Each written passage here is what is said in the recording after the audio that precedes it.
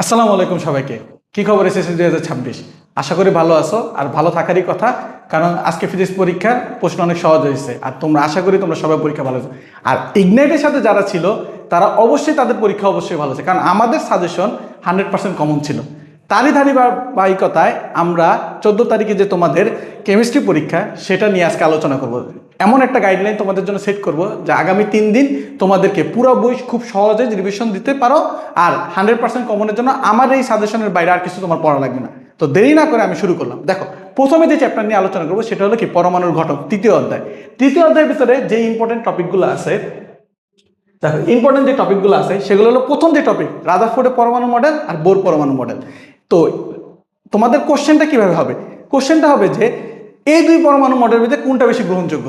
বুঝতেই পারছো কোনটা বেশি গ্রহণযোগ্য, কারণ কি বোরের সাফল্য আছে, রাদারফোর্ডের সীমাবদ্ধতা আছে। তো তোমরা এই কোশ্চেনটা ভালো মতো সলভ করে ফেলবে। নেক্সট যে টপিক নিয়ে আমি আলোচনা করবো সেটা হলো কি কৌণিক ভরবেগ সংক্রান্ত ম্যাথ। এই ম্যাথটা ধরো সকল বোর্ডের জন্য ইম্পর্টেন্ট। কালকে মানে 14 তারিখে যে পরীক্ষা কেমিস্ট্রি তোমরা দিবা, এই রিলেটেড ম্যাথ অবশ্যই পরীক্ষায় তোমাদের আসবে। সংক্ষিপ্ত প্রশ্ন হোক, তারপর কি সৃজনশীলের গতে হোক, এমনকি এমসিকিউতে এই রিলেটেড প্রশ্ন আসতে পারে। তো তারপর যে টপিক নিয়ে আসে ইলেকট্রন বিন্যাস, শক্তি স্তর আর উপশক্তি স্তর। তো এই রিলেটেড যে শক্তি স্তর বা উপশক্তি স্তর, একটা শক্তি স্তরে কয়টা উপশক্তি স্তর আছে, উপশক্তি স্তরে কয়টা ইলেকট্রন আছে, তারপরে উপশক্তি স্তরের ইলেকট্রনের বিন্যাসটা কেমন হয়, এসপিডিএফ এ কতটা ইলেকট্রন ধরে, কোন শক্তি স্তরে কয়টা মানে এস আছে, পি আছে, ডি আছে, এইসব রিলেটেড যে ছক, এই ছকগুলো ভালো মতো প্র্যাকটিস করে যাবে। একটা ছক ভালো মতো প্র্যাকটিস করলেই ধরো তোমার এই রিলেটেড যেই কোশ্চেনই আসুক না কেন সুন্দর তোমরা অ্যান্সার করতে পারবা। তারপরে যে টপিকটা আছে ওই টপিকটা হলো পরমাণু ইলেকট্রন বিন্যাস ও ব্যতিক্রম ইলেকট্রন বিন্যাস। তো ইলেকট্রন বিন্যাস এই অধ্যায়ের প্রাণ। তো আশা করি তোমরা সবাই ইলেকট্রন বিন্যাস জানো।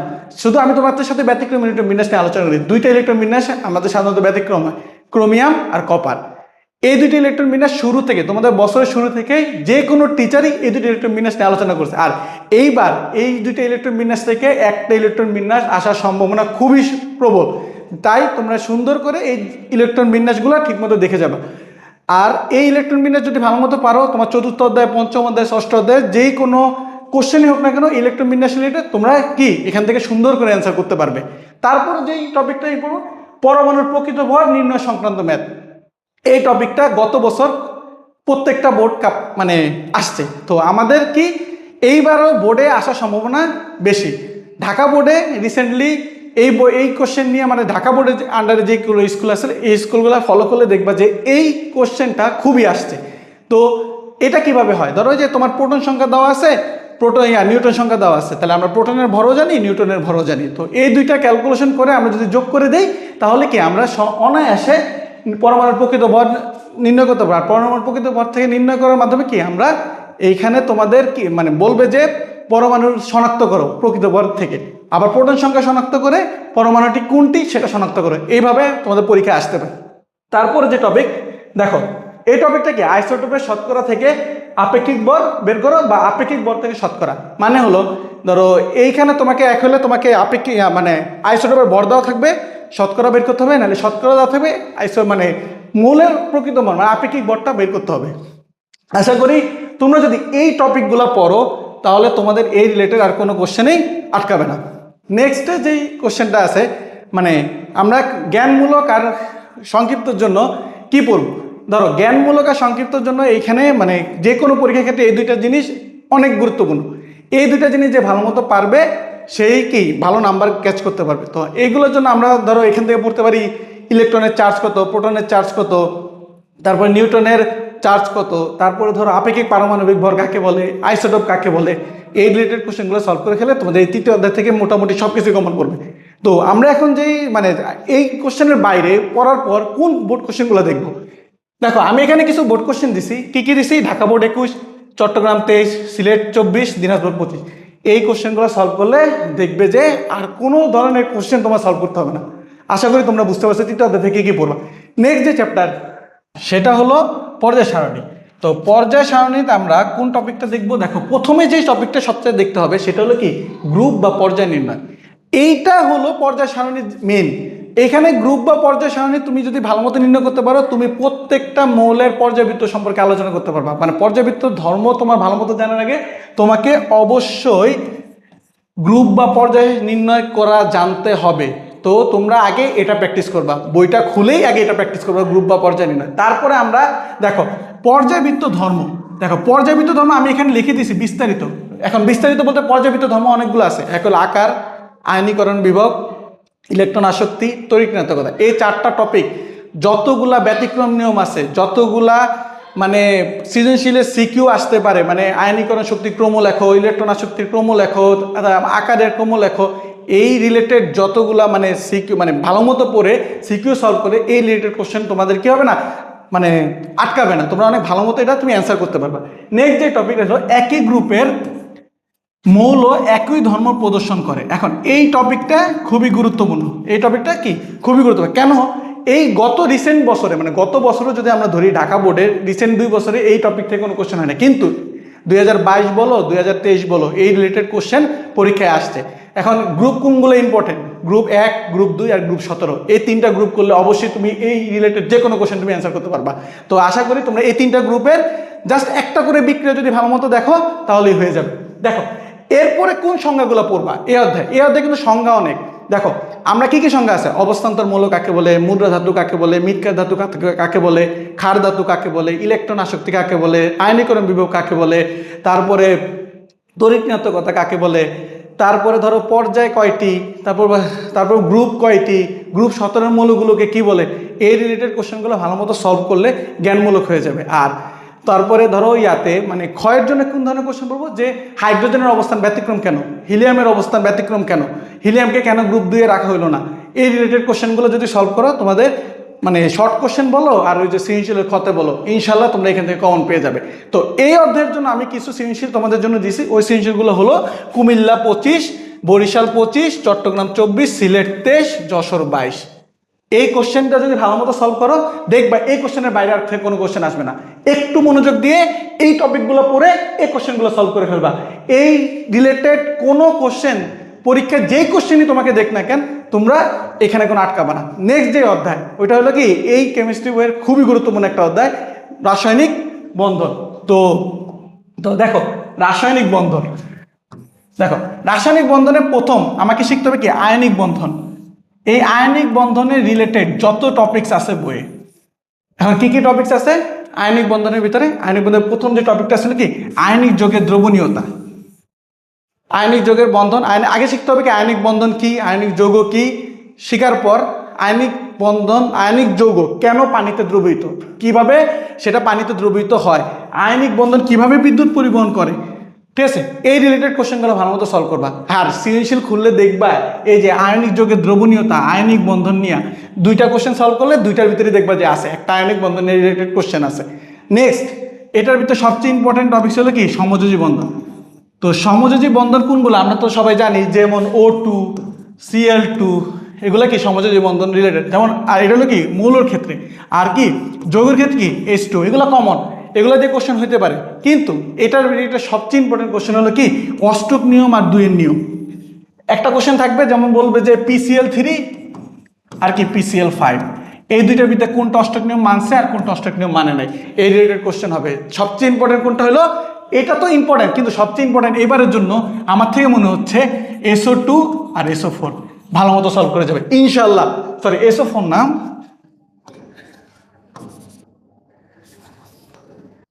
SO3 ইনশাল্লাহ ইনশাল্লাহ দেবে। এই 2টা টপিক্সের ভিতর থেকে এই রিলেটেড যদি কোশ্চেন আসে এই 2টা টপিক্সের ভিতর থেকে আসবে।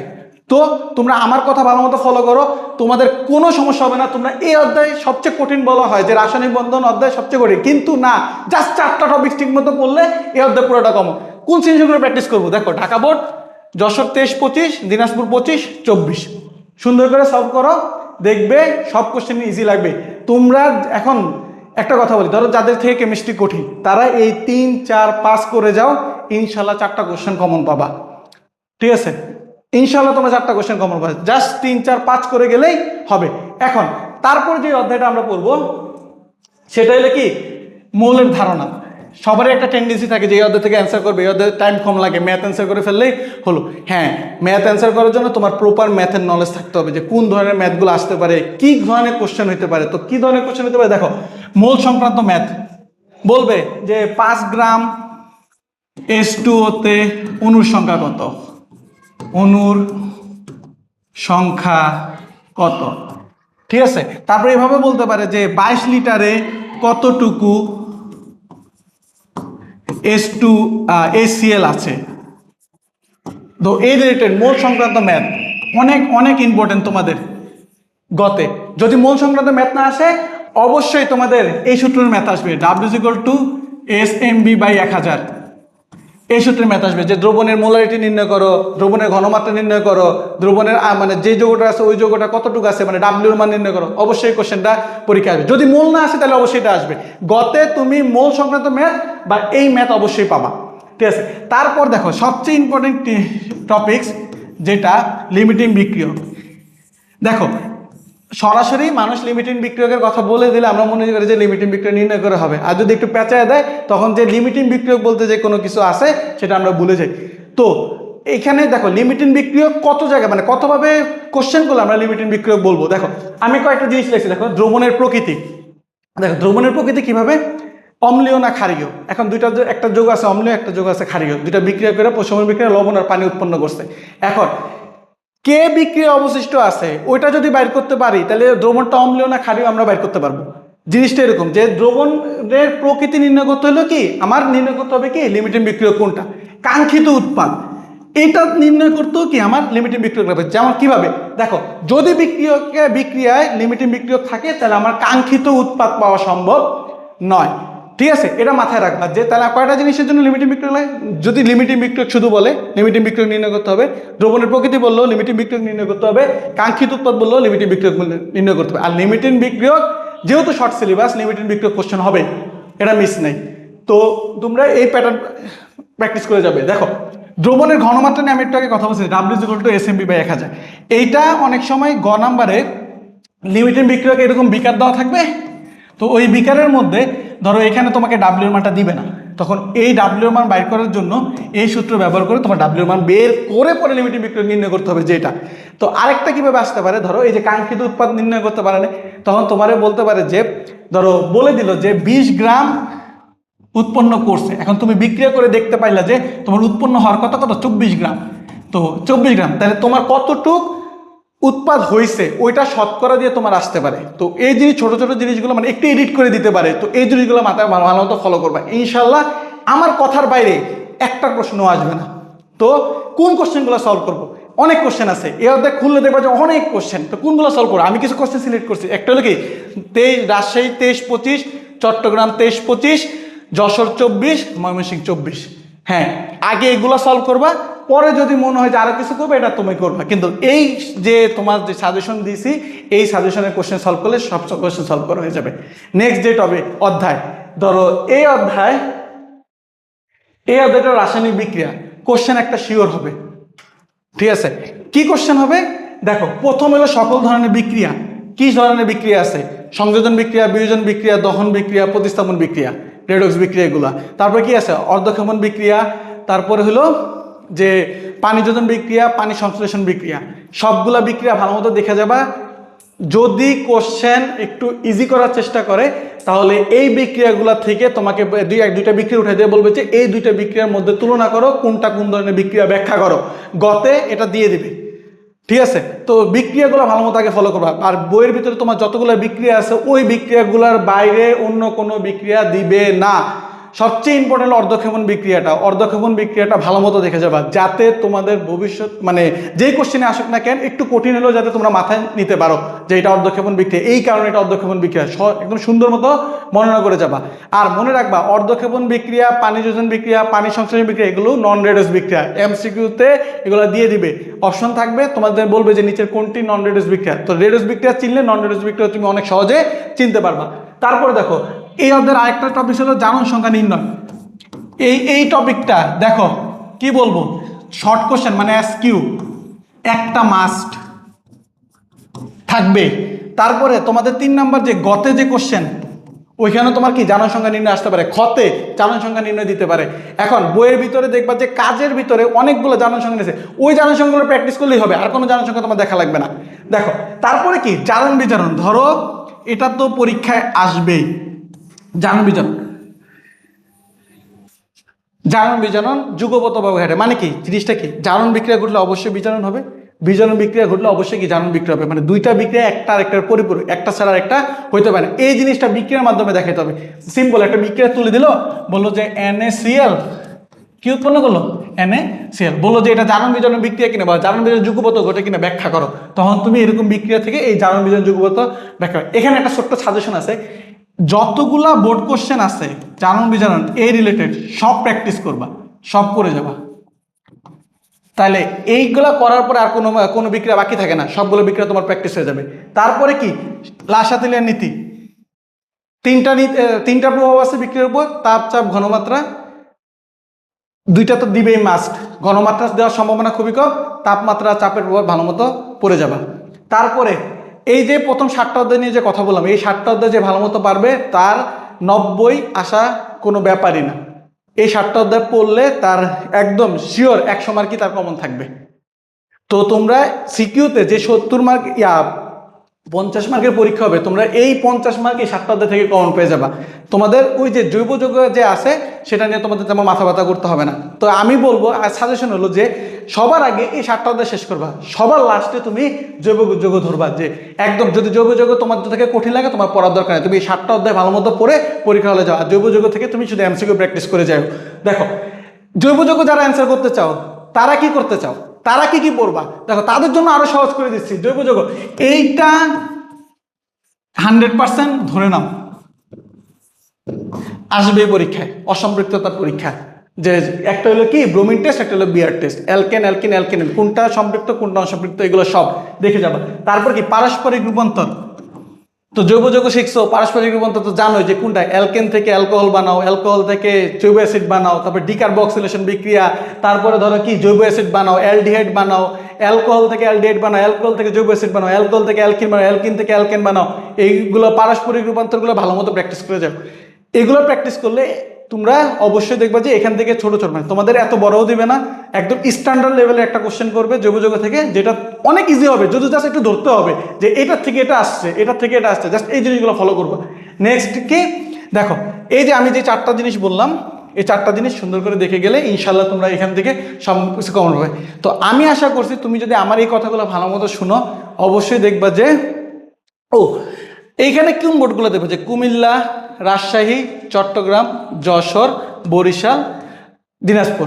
কোন কোন বোর্ড, কুমিল্লা 23-24, রাজশাহী 23, চট্টগ্রাম 24, যশোর 23-24, বরিশাল 24, দিনাজপুর কি 24। এই কোশ্চেনগুলা ফলো করলে তোমার 100% জৈব যৌগ রিভিশন দেওয়া হয়ে যাবে। তো আশা করি পরীক্ষার প্রিপারেশনটা এমনভাবে নিবা যে প্রিপারেশনে টাইম কম লাগবে, প্রেশার কম পড়বে, তুমি তোমার প্রিপারেশনটা ঠিকভাবে নিতে পারবা। আমার এই সাজেশনটুকু ফলো করলেই হবে, এর বাইরে থেকে কোনো কিছুই আসবে না। জাস্ট বিশ্বাস রেখে তুমি পরীক্ষা হলে যাও, আর তোমার পরীক্ষা যাতে ভালো হয় আমি দোয়া করি। আর তোমাদের পরীক্ষার পর অবশ্যই আমাদের কমেন্ট বক্সে জানাবা যে তোমাদের পরীক্ষা কেমন হয়েছে। ধন্যবাদ তোমাদেরকে।